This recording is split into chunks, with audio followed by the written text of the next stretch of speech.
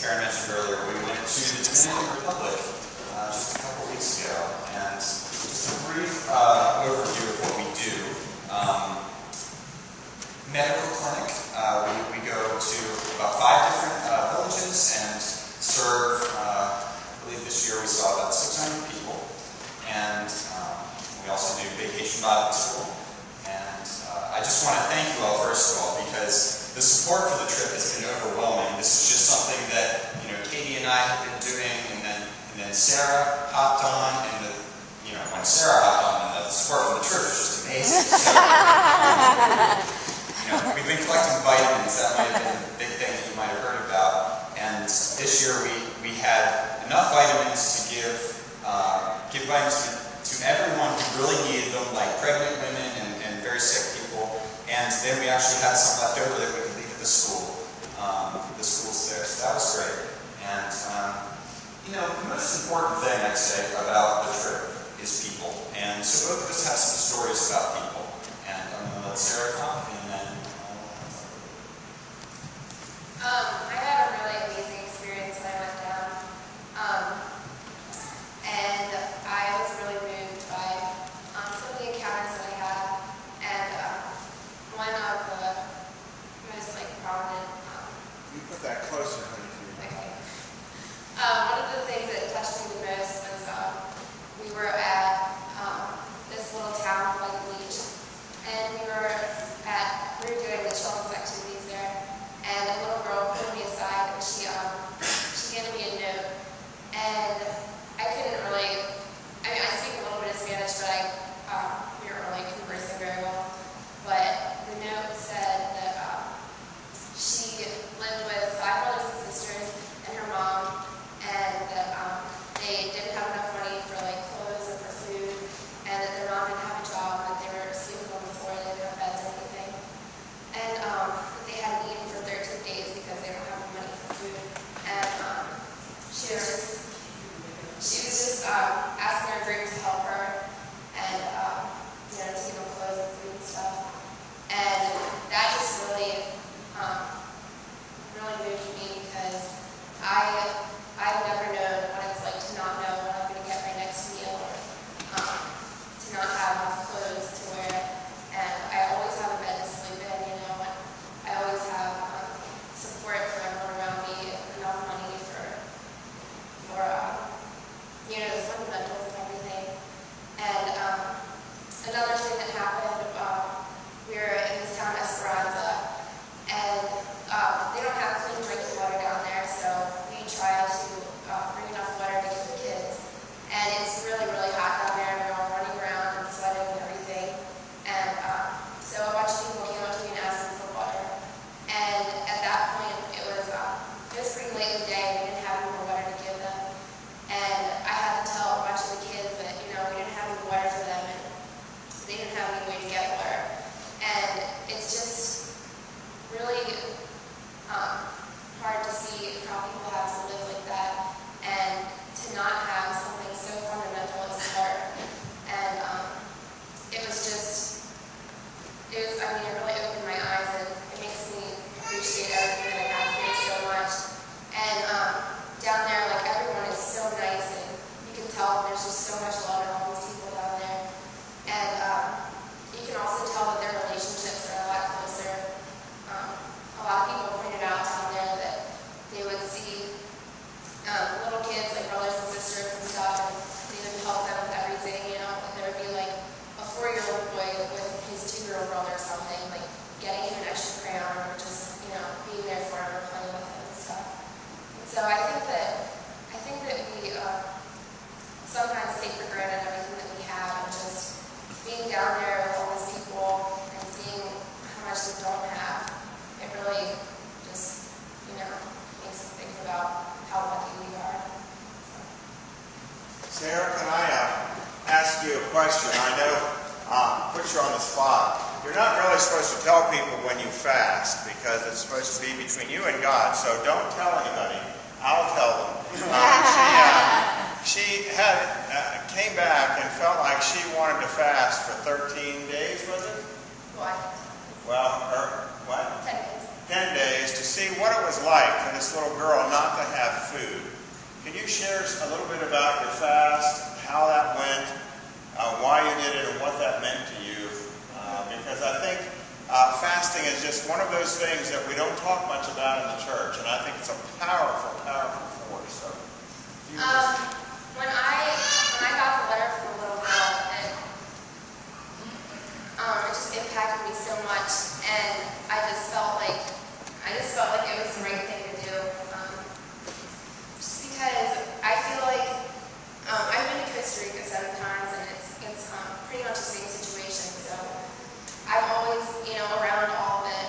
And when we're down there, we stay in a nice house. We have a ton of food, we have plenty of water. Every single person has a bed to sleep in, and it's just you don't know what it feels like. And I wasn't eating, but I still had a bed.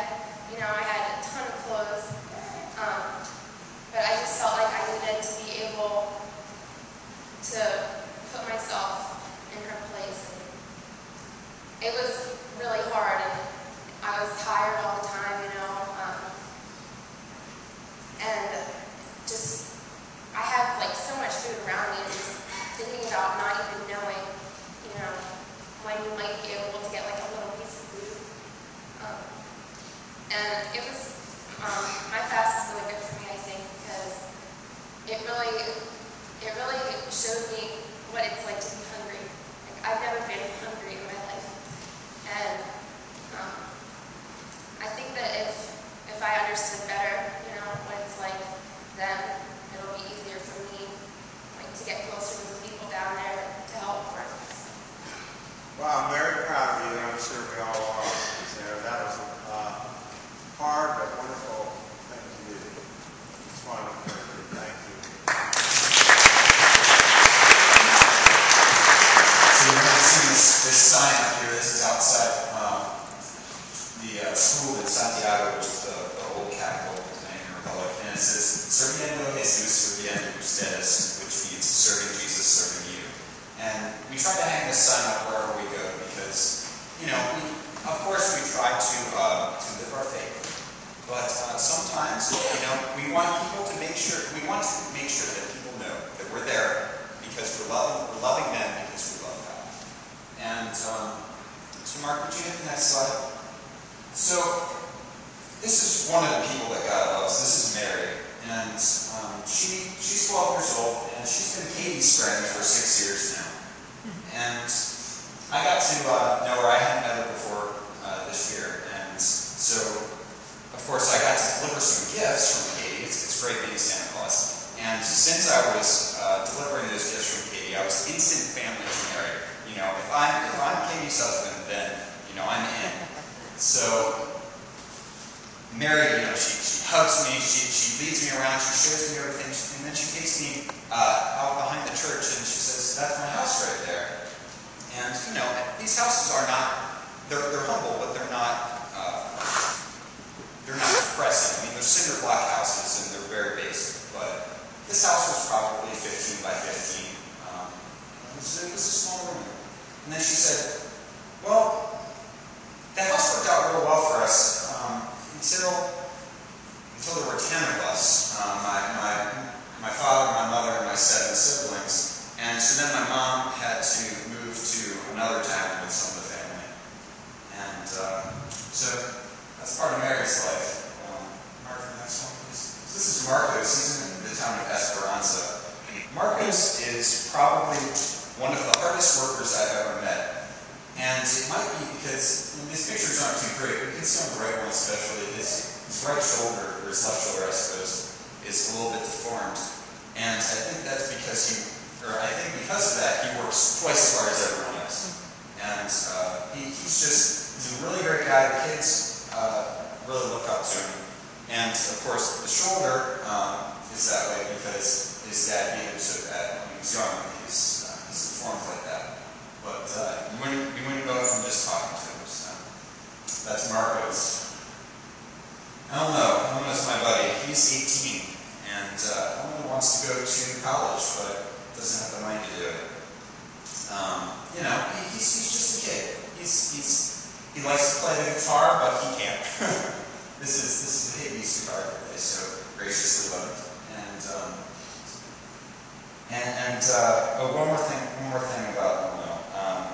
He's a great singer, and he's really active in the church.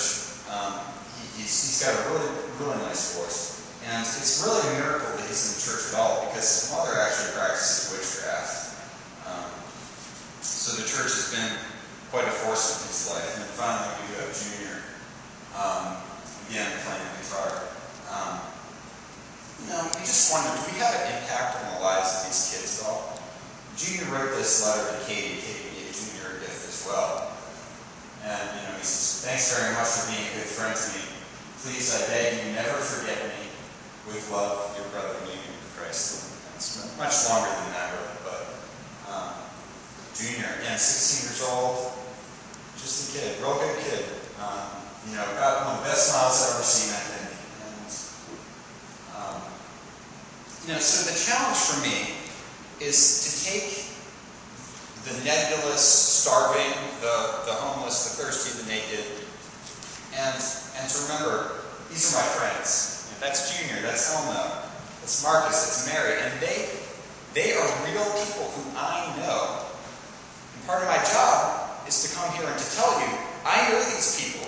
They aren't just, the poor. They're my friends.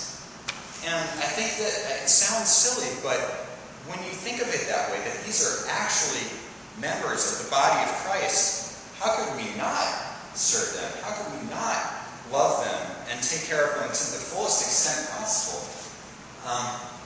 And you realize really how much we have in common. And, Sarah mentioned, we don't know what it's like to be really hungry, most of us. Or we don't know what it's like to not go without, or to go without clothing. But at the same time, they need God just like we need God. And I think all of us, Jesus said, "Blessed are those who hunger and thirst after righteousness, for they will be filled." And that's something that they practice and live down there. Perhaps because they're forced into it a bit more. But Christians all around the world hunger and thirst after righteousness.